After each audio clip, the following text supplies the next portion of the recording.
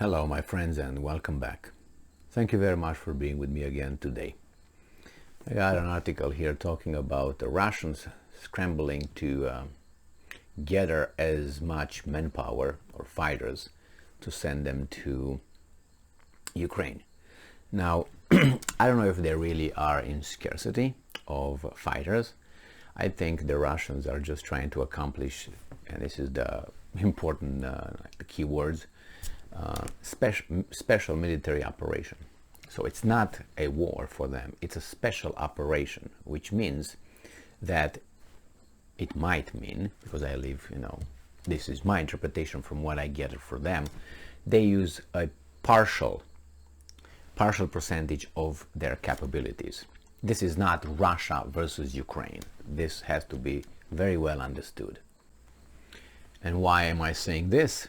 Is for the logical and simple fact that Russia, according to all the intelligence reports provided by the foreign services, US, British, Ukrainian, the Russians did not employ in this special operation more than 200,000 people. Let's say 300,000 people. So where are the rest? Where is the rest of the Russian army? So I think they're just trying to conduct this war with the people from the provinces, the areas that will be liberated and incorporated into Russia, and with the basic. For them, basic would be about 100,000 people, considering that the Russian army goes to about 1 million standing army, 2 million with all, as I said, with cooks, drivers, all those guys.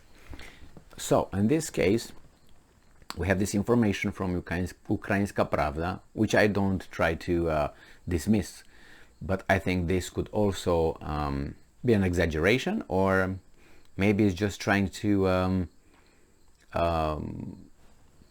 divert the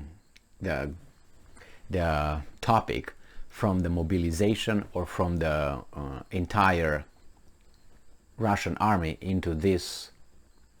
They try to mobilize some people, workers from different kind of areas. I really don't believe that, but let's see. Ukrainska Pravda, September 20th, 2022. Russia mobilizes 500 employees of Yanakive Iron and Steel Works, General Staff reports. So mobilizes 500 people, employees of a steel and iron company. The General Staff of the Armed Forces of Ukraine reports that Russian occupiers have revoked the deferment of mobilization for around 500 workers of the Yanakive Iron and Steel Works in the Russian-occupied city of Yanakive in Donetsk Oblast. So again, it seems like the Russians are trying to use auxiliary forces, like the Romans did it, and then their army per se is behind and let these guys fight whatever happens, and they are just adding here and there. That's what I think, and the reason why I think they do this, the Russians, is because they don't want to create problems internal problems to the society. Because for them it's like, you guys, you wanted to be independent, we're gonna support you, you're gonna become Russia, so you gotta fight. And we're going to support you, obviously, with whatever we got, with minimum, as long as we don't rock the boat in Moscow and other big cities when they're going to receive the so-called 50,000 Russians killed. Maybe there are 50,000, but I think they are from these provinces, Donetsk, Luhansk, Donbass, whatever, that area. They're not necessarily from Russia per se, because then you're going to have a lot of people angry with Putin. But probably a lot of them, which I don't think are 50,000 people as the Ukrainians are claiming, I can get to 20,000 maybe, as maybe the Russians, the Americans and the British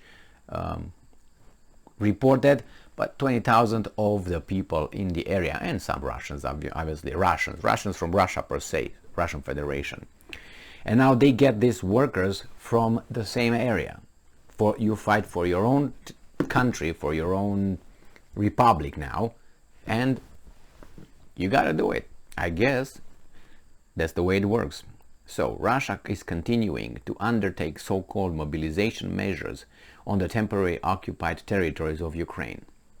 According to information available, the deferment of mobilization issued to around 500 employees of the Yanakiv Iron+Steel Works has been revoked as of 14 September of this year.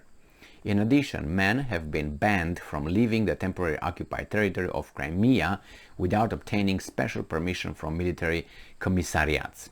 Now that's what happened in Ukraine from the get-go. So anyway, yeah, we're not going to fight your fight, basically, I guess. Russia is continuing to undertake to replenish its losses and form reserve units. I don't think their full army, standing army, is involved in this much. Maybe a tenth, I would say.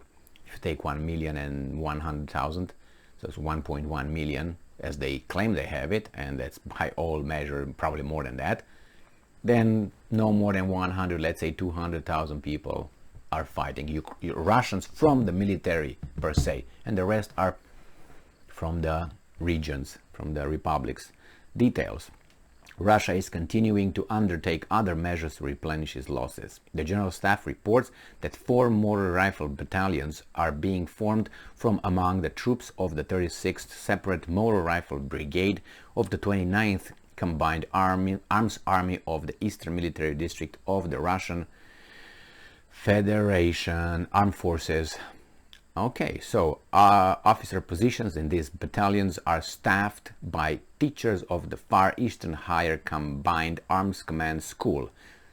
Russian military leadership is continuing to resort to World War II type tactics to staff the